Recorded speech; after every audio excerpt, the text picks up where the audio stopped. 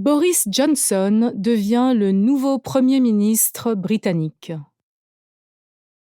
Boris Johnson a été nommé hier à la tête de l'État britannique, un jour après avoir remporté l'élection pour la présidence du Parti conservateur au pouvoir.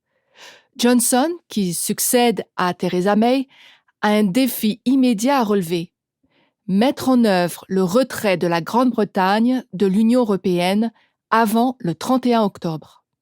Johnson, 55 ans, qui a été maire de Londres et ministre britannique des Affaires étrangères, a remporté les 2/3 des suffrages de son parti en battant Jeremy Hunt, le ministre actuellement à ce poste. Chef de file du mouvement pro-Brexit, il a déclaré que la Grande-Bretagne quitterait l'UE en octobre, que ça passe ou que ça casse, même sans accord avec l'Europe. Plusieurs ministres, dont le secrétaire d'État à la Justice, ont démissionné en début de semaine en signe de protestation contre une sortie de l'UE sans accord. Plusieurs dirigeants mondiaux ont félicité mardi Johnson. En revanche, la réaction des médias a été moins enthousiaste.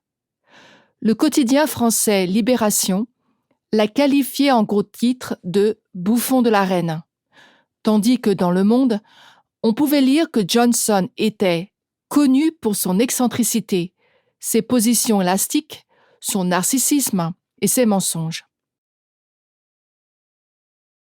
Un politicien totalement imprévisible prend le contrôle à un moment où la Grande-Bretagne est confrontée à l'un de ses plus grands défis. Pas seulement la Grande-Bretagne, le monde est confronté à un certain nombre de défis.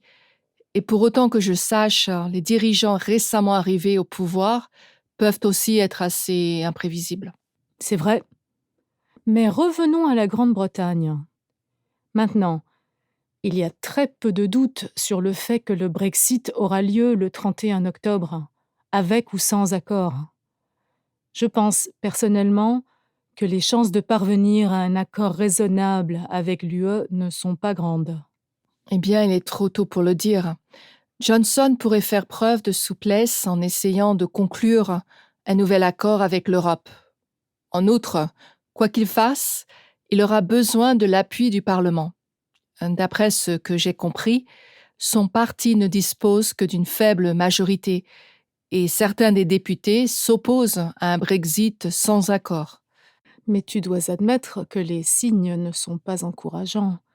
Premièrement, l'Europe a déjà déclaré qu'elle ne renégocierait pas. Deuxièmement, les gens en ont assez que le problème du Brexit traîne en longueur. Nous verrons bien. J'aimerais conclure cette conversation avec un titre du journal Métro. Ne paniquez pas.